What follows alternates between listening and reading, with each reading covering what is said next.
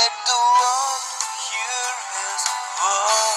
आप सबको जय मसीह की। इस सुबह के समय हम एक वचन अध्ययन करेंगे जो मत्ती सुसमाचार के 11वें अध्याय के 28वें वचन से है। हे सब परिश्रम करने वालों और बोझ से दबे हुए लोगों, मेरे पास आओ, मैं तुम्हें विश्राम दूंगा। मिशन स्कूल में पढ़ने वाले दो छोटे बच्चे लगातार क्लास में शैतानी करते ही जा रहे थे। वो शिक्षक की किसी भी बात को नहीं मान रहे थे। इसीलिए शिक्षक ने उनसे कहा कि तुम पहले जाकर प्रिंसिपल के कमरे में उनसे मिलकर आओ, तभी तुम क्लास के अंदर आ सकते हो। ये बात उन दोनों ही छात्रों के लिए बिल्कुल भी नई नहीं थी, क्योंकि अनुशासन की कमी के कारण अक्सर उन्हें प्रिंसिपल के कमरे में आना जाना पड़ता था। प्रिंसिपल को ये बात समझ आ गई थी कि इन बच्चों को परमेश्वर को जानने की जरूरत है। इसीलिए उन दोनों छात्रों में से एक छात्र को उन्होंने अपने कमरे के अंदर आने के लिए कहा। बच्चे के अंदर आते ही प्रिंसिपल ने उसे फर्श पर बिठा दिया और उससे कहा, मैं जो जो तुमसे सवाल पूछूंगा तुम्हें उसका जवाब सच सच देना होगा, सही है ना? जिसके लिए बच्चे ने कहा कि जी हाँ, मैं बिल्कुल सच जवाब दूंगा। प्रिंसिपल ने बच्चे से पूछा, वेयर इज गॉड? इस सवाल को सुनते ही बच्चा बहुत ज्यादा घबरा गया। उसे समझ नहीं आ रहा था वो क्या जवाब दे इस सवाल का। बच्चा बिल्कुल खामोश फर्श पर बैठा हुआ था। उसके चेहरे से नजर आ रहा था कि वो बहुत ज्यादा घबराया हुआ है। परंतु प्रिंसिपल लगातार उस बच्चे से पूछे जा रहे थे, where is God, where is God? परंतु बच्चे को समझ नहीं आ रहा था कि वो क्या जवाब दे।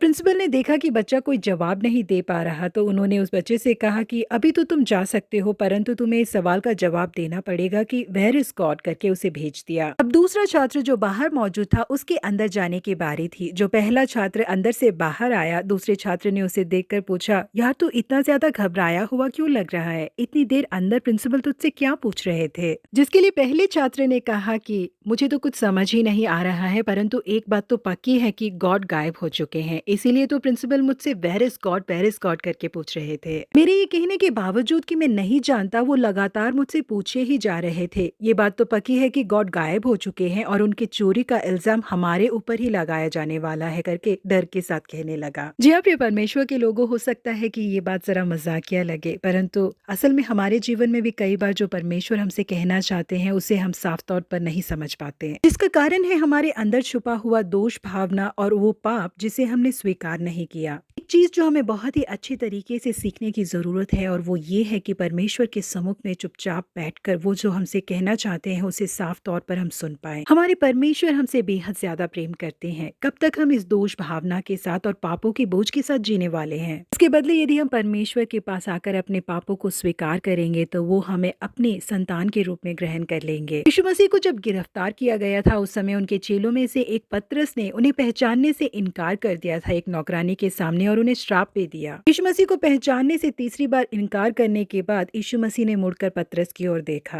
यीशु मसीह की उन नजरों का क्या मतलब था करके पतरस समझ गए। वो अकेले में दौड़ के गए और अपने टूटे मन के साथ बिलख कर रोने लगे। उन्होंने यीशु मसीह से माफी प्राप्त की और उसके बाद हिम्मत के साथ उन्होंने यीशु मसीह के बारे में प्रचार किया। जी हाँ प्रिय परमेश्वर के लोगों, यदि हम अपने पापों को स्वीकार करें तो हमारे पापों को क्षमा करके हमें एक नया जीवन देने के लिए परमेश्वर तैयार हैं। तो हमें गुनाहों के बोझ के साथ और पाप से भरे हुए दिल के साथ जीने की जरूरत नहीं है। अगर हम उनके पास आएंगे तो वो हमारे पापों को क्षमा करके हमें विश्राम देंगे। इसलिए परमेश्वर हमसे जो कहना चाहते हैं हम उसे समझे। जिन पापों की क्षमा वो हमें देना चाहते हैं उसे प्राप्त करें, तब हम अपने जीवन में विश्राम प्राप्त कर पाएंगे। प्रभु आप सबों को आशीषित करे। Have a blessed week ahead.